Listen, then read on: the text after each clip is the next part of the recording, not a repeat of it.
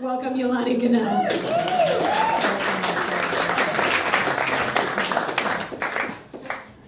This story is called Jill's First Kiss.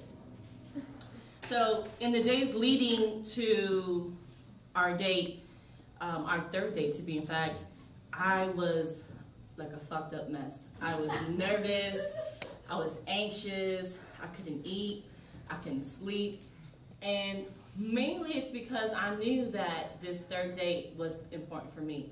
Like I shaved everything from my knuckles to my toes. Like I shaved everything because I didn't know where this was gonna go. But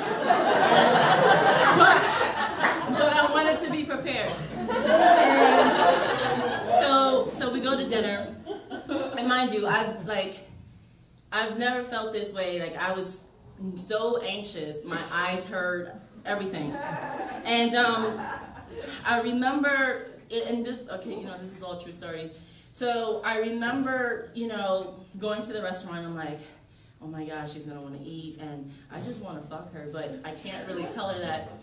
So we're there, and she's gorgeous. I mean, she has these beautiful eyes, like amazing smile, and I don't know if you have a friend or a partner or whoever that when they smile, like their eyes glitter and like sparkle, and you're like, ah, and it's just romantic. Well, that's Jill. Like she's just beautiful, and she's very smart, very nerdy at the same time, and I really like that.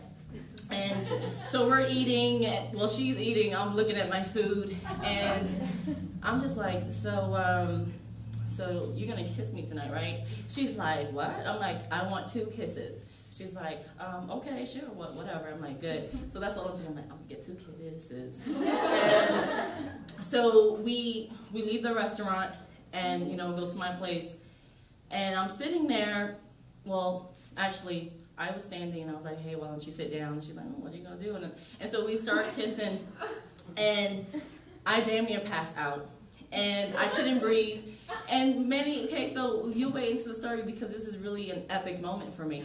And so we're making out, and I start, purring. I'm like, and I'm doing these kind of things, and then I stop and I turn away because I can't breathe.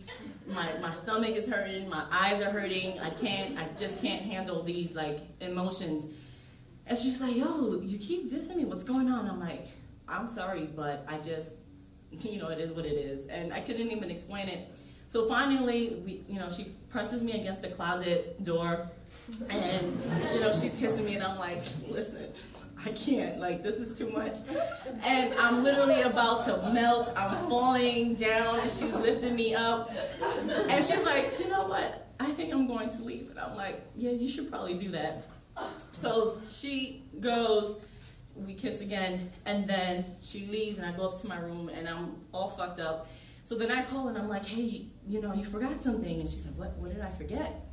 I'm like, you forgot to give me a kiss. She's like, what? So she's like, okay, I'm gonna come back upstairs. No, I'm gonna come downstairs. So she gets out her car, I go down the stairs, we have this like epic kiss, and I, right, and just purring. And finally, we leave. Well, she leaves, I go upstairs, and I'm thinking, and maybe people with little ears should cover their ears. I'm thinking I'm gonna come upstairs, and I'm like, oh my God. And I'm about to masturbate, and I'm like, and I knocked the fuck out. I fell asleep. My hand didn't reach my underwear at all. I just knocked out. I felt like I was in amnesia or something. Like I couldn't even respond, but I was gone. And I remember like waking up an hour later, still feeling really sluggish, and texting her and making sure she got home okay, and then going back to bed. And so for all the people out there in the audience thinking, well, why is that so epic? It's just a kiss. It's epic because when I was a little kid, I was abused by my uncle, and I always thought like, wow, this is really bad. And I remember having that conversation with my mom, and she's just like, okay, well, don't talk about this stuff. So I did it. And so I kind of let my life, looking at girls and kissing them, and, looking at guys and kissing them, and not really thinking anything of it. And I remember, that the impact of what had happened to me didn't kind of materialize until I was much older. So I was in my early teens, and there was this TV show, I think it's the guy whose kid got abducted or whatever, and they were talking about predators and all this stuff, and I was just like, oh shit. Because one of the things that they said was, the statistics, if people who have been abused are gonna be predators, and I was like, oh my God, I'm a monster. And I bawled, and I cried, I had snot bubbles, I was just so fucked up, because I was like, what is gonna happen to me? Now I'm this monster because of this thing that happened to me. And I remember thinking how this, I wasn't me anymore. And part of like that sense of not being me and being like this victim, I thought for sure I was gonna turn into Hercules or the Hulk and just kind of materialize and like be some kind of monster, and I didn't know what that looked like. So I remember my sister was in her room, probably reading a book. I don't think she masturbated at that time, but I don't think she did. But she was probably in her room reading, and I was in the living room. And for those of you who maybe haven't heard me talk about stuff in the past, just know that we stole cable at the time. And so my brother had fixed the box and we were stealing cable, and I passed the channels like 50, 60, 69, and then I saw these ladies make out, and I was like, oh, this is exciting. And I was really excited about these ladies kissing until I saw what happened next. And I was like, oh, fuck no, there's the monster coming now. I can't, and I changed the channel, because at that moment, I was like, though the thing that happened, like what happened to me, the ladies did. And I was like, I would not do that with no lady ever. Fuck that, no way. And so I kind of lived with that, and that was the way I kind of coped. Until I started dating this guy, and he had like a girlish body, but he had a big one, and I had a good time. And then a year into dating him, I started fantasizing that he was a woman, and I was like, oh, this is bad. Like, this is bad but good, because whatever, it is what it is. And I started questioning my own sexual identity, because at the same time I was like, well, am I really this monster?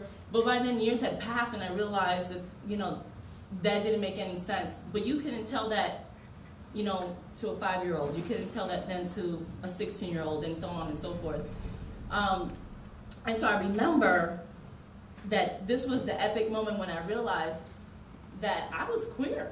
I was queer because I had flipped him over, right? And I was like, get on your knees.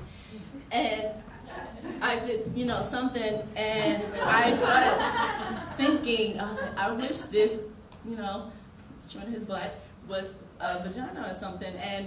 And that was it. Yeah, I just disclosed I was abused as a kid. I'm going to talk to you about chewing that butt. That's what happened. I'm not ashamed of that. And so that's, that's the story, right? So I'm going to stay true to that. And so I remember thinking at that time, as I'm chewing his butt, that it was a vagina, and I was just like, I need to explore this a little bit more. And so that's the real true story. And it came, so I knew that I couldn't be with him much longer, because I realized I should probably look into this girl thing and kind of make sense of all of that. And so I'm still a work in progress.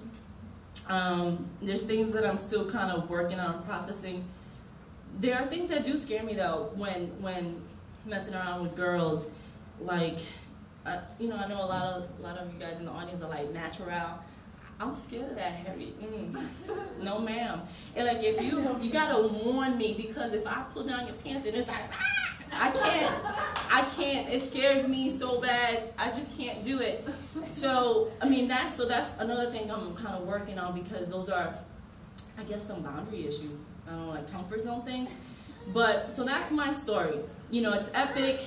My epic failure was, you know, clearly being abused. And my epic triumph or whatever is kind of coming to terms that I'm queer, I'm vulnerable, and I'm a survivor. Thank you.